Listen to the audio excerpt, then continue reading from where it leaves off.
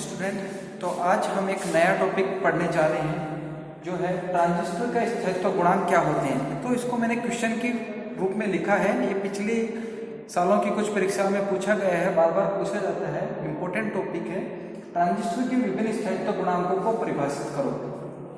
तो इसको परीक्षा में क्या लिखना है वो मैं आपको बताऊंगा बाद में। पहले थोड़ा समझते हैं कि स्थायित्व गुणांक होते क्या हैं। तो सबसे पहले मैंने क्या किया है, कॉमन एमिटर कॉन्फ़िगरेशन, उभयनिष्ठ उत्सर्जक विन्यास ट्रांजिस्टर का डायग्राम यहाँ दर्शाया गया है। ठीक है, इसके अंदर हम लोग एन ट्रांजिस्टर है जिसमें एक बैटरी वीवीबी लगाई हुई है, एक बैटरी वीसीसी लगाई हुई है।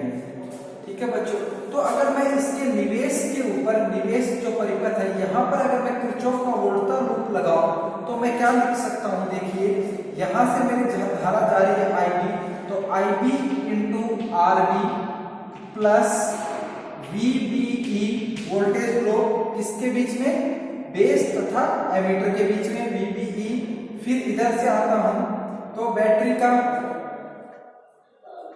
ये बैटरी हमारी इधर मैंने उल्टा लगा दिया। बैटरी हमारी कैसे लगेगी, बैटरी का नेगेटिव टर्मिनल आएगा क्योंकि हमें एमीटर तथा बेस को हम किसमें रखते हैं, फॉरवर्ड बायस में। ठीक है, फॉरवर्ड बायस में रखते हैं। सॉरी तो अब देखिए यहां से आए तो VBB का माइनस टर्मिनल दिख रहा है, VBB का, तो यहाँ पर माइनस VBB और लूप कंप्लीट बराबर 0। तो इससे हमारा IB क्या आ जाएगा बच्चों, VBB माइनस VBE बटे RB। ठीक है, तो अगर तुम बैटरी की वैल्यू तथा RB की वैल्यू चेंज करके एक IB का मान प्राप्त कर सकते हो।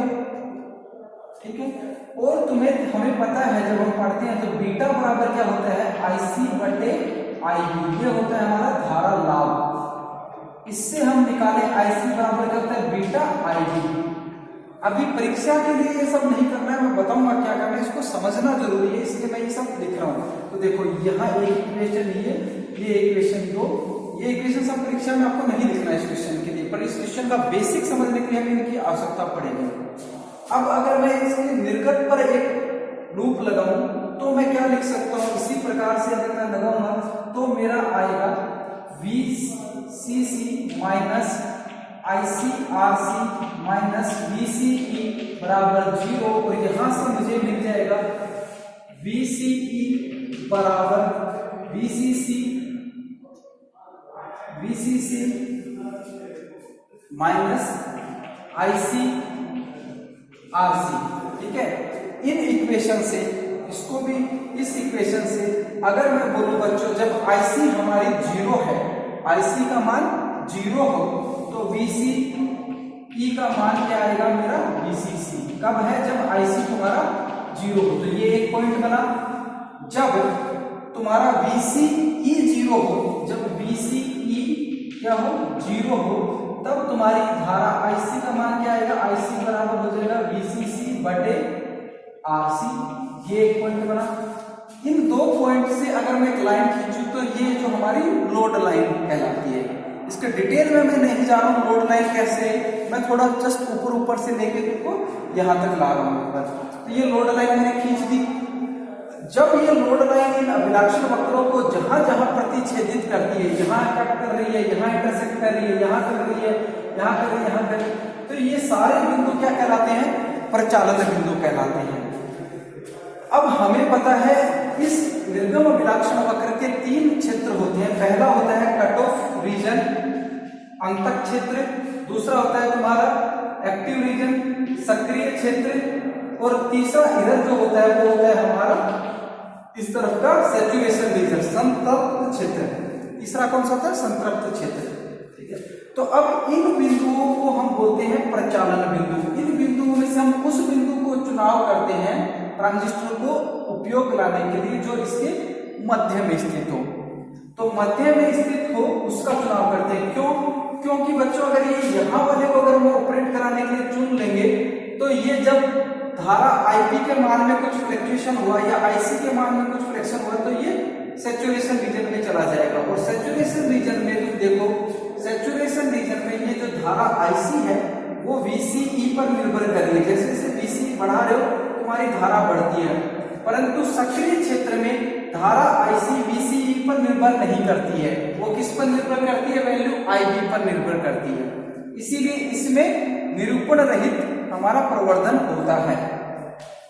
ठीक है, तो ये होता है, तो इसलिए हम इसके मध्य के बिंदु Q को ऑपरेशन के लिए यूज करते हैं, जब इसे एक प्रवर्धक के रूप में ऑपरेट किया जाता है। अब इस Q की वैल्यू किसके लिए मिलेगी, तुमको देखो यहां से बच्चों का डालो तो एक पर्टिकुलर VCE का मान होगा और एक इधर IC का मान होगा किसी एक निश्चित धारा IB के लिए। अगर मैं ये चुनूं तो अगर मैं IB का मान कैसे सेट कर सकता हूं कि मेरा Q पॉइंट यहां से, तो सबसे पहले मैं IB का मान देखो, मेरी ये इक्वेशन से मैं एक उपयुक्त मान का प्रतिरोध लूं और बैटरी लूं तो मैं एक IB का मान सेट कर सकता हूं वहां से। ठीक है, अच्छी बात है, IB मिल गई।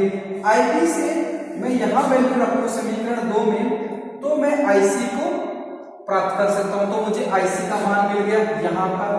अब इस IC के संगत क्या VCE होगा वो मैं कहां से ज्ञात कर सकता हूं, इस इक्वेशन में IC रखो तो VCE मिल गया। तो मतलब क्या हुआ बच्चों, ध्यान दो जरा, इस IB को हमने कैसे सेट किया, इस बैटरी VB आदि बैटरी कहां लगी है, ये रही, इस बैटरी इस प्रतिरोध के द्वारा। ठीक है, दूसरा तुम्हारा वोल्टेज इस IB के कारण से धारा IC मिल गई, इस धारा के कारण से जो VCE मिला वो किस पर निर्भर कर रहा है, एक तो धारा IC पर, एक बैटरी VCC पर और इसके साथ प्रतिरोध। तो वो हमने कैसे किया, इस बैटरी और एक प्रतिरोध।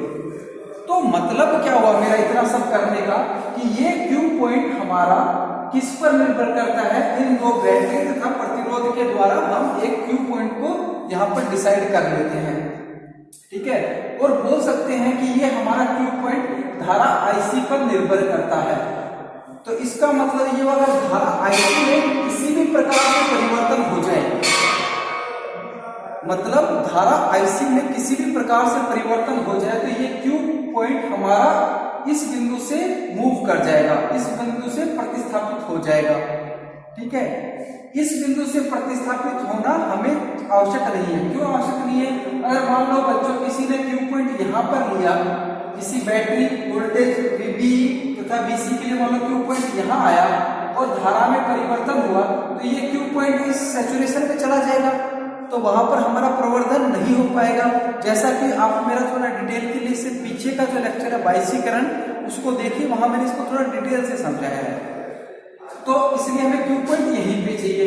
तो अब बात आते हैं हमारे मेन टॉपिक पे, धारा IC। तो देखो परिभाषा क्या होगी, ट्रांजिस्टर के Q बिंदु की स्थिति संग्राहक धारा IC पर निर्भर करती है, जो मैंने समझाया है, तथा संग्राहक धारा IC का मान क्षरण धारा ICO, बैटरी VBE तथा बीटा पर निर्भर करता है। देखो धारा IC तुम्हारी बीटा की क्या वैल्यू होगी, ये प्रत्येक ट्रांजिस्टर के लिए बीटा अलग अलग होता है। दूसरा VBE, ये ट्रांजिस्टर का जो बैटरी आधार तथा इसके मध्य का जो वोल्टेज लगा है, कितना वोल्टेज लगा है, उस पर निर्भर करता है। तीसरी क्षरण धारा होती है जो अल्पसंख्यक आवेश के कारण से ट्रांजिस्टर के परिपथ में बहती है जब ये दो टर्मिनल ओपन हो सकता है मेरे सामने किसी लेक्चर में बताया होगा, नहीं बताया होगा तो मैं IC क्या होती है वो मेरे किसी अगले लेक्चर में बता दूंगा डिटेल से।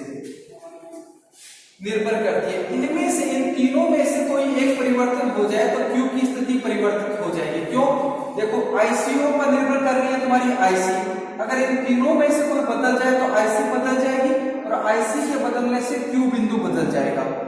तो हमें Q बिंदु को बदलना नहीं चाहते हैं। तो देखो इसको अब हम क्या करना है, तो परीक्षा में बच्चों क्या लिखना होगा, इस टाइप को ना करते तो आपको ये सिर्फ परिभाषा लिखनी है। इसके बाद क्या आया, IC फंक्शन हो गया तुम्हारा किसका, ICO का, VBE का तथा बीटा का, इन तीन चीज पर निर्भर कर रही है। तो DIC मतलब धारा IC में परिवर्तन कैसे होगा, इसको चेंज करके हो सकता है, इसको बदल के हो सकता है, इसको बदल के हो सकता है। पहले हम इन दोनों को कांस्टेंट रखते हैं, इसको बदलते हैं। तो आंशिक अवकलन की परिभाषा से डेल IC बटे del ICO into DICO plus del IC बटे डेल VBE into DVBE plus del IC बटे डेल बीटा इंटू डी बीटा। ठीक है, अब इसको मैं क्या लिखता हूं, डी IC बराबर S D ICO plus S dash D BBE plus S double dash D beta. ये इक्वेशन, ये सब आपको परीक्षा में करनी है यहां तक।